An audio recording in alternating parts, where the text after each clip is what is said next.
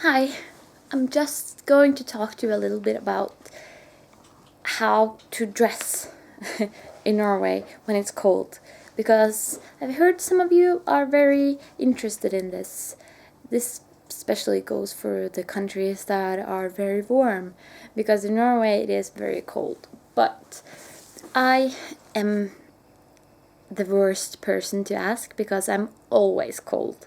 So I pretty much always have a blanket, and I pretty much always have something wool on me.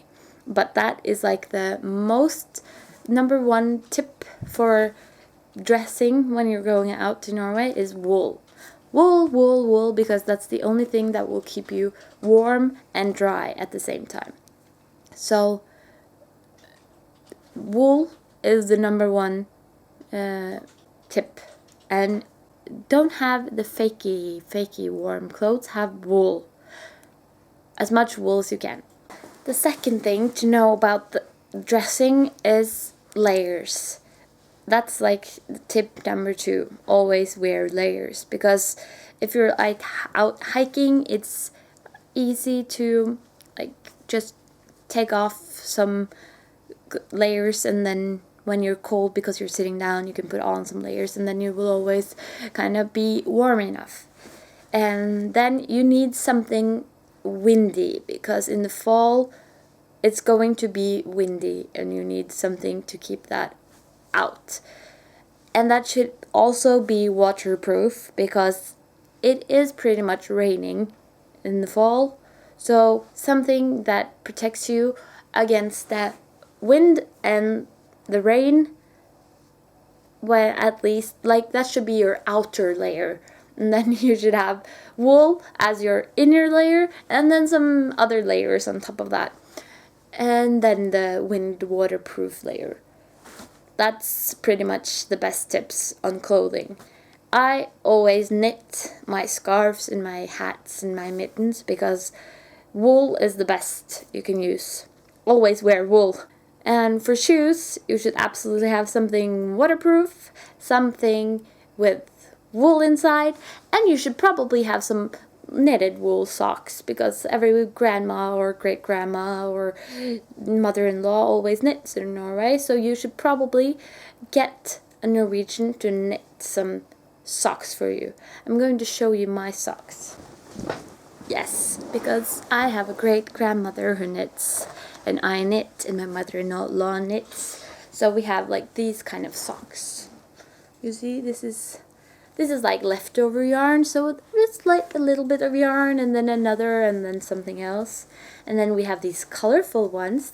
I like all the colorful ones. You should have these, because these is very, very nice to have like in your, like, you know, the wellies. Is that the water boots? In Norway, that's støvel. That's you should have like these kind of socks. And then you have the typical Norwegian selbuvotter, selbu mittens. Every grandma and great-grandma and everyone knits these. I don't, because I hate these patterns, because I can't do it. But see, these socks are funny. These are nice. It's very colorful socks. And then we have the baby sock. The baby needs the socks as well.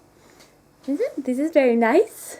That's my great-grandmother knitted these for my son. That's very kind of her. So you need oh, my mother knitted these. That's the Marius pattern. It's very nice. And my mother-in-law knitted these little mittens for Owen. So you see, everyone needs like a bunch of knitted stuff. And I've knitted hats, and I've knitted scarves, and you need to have knitting. So have I said that clear enough? You need knitting. So get some yarn and knit. Then you will be warm. And this video vlog, well, that's not what it is. This video blog took a turn for thumbs up for knitting. But it was supposed to be wear wool, wear layers, wear waterproof, and wind safe. And then always have a backpack, because when you're hiking, that's what you do in Norway, you go hiking, then you need to take off some of these layers. And then you will want to keep the waterproof, windproof on and the wool on, so you take off some of the other stuff that you're wearing. Yep, good. That was it. Wear lots of clothing. Yes. Goodbye.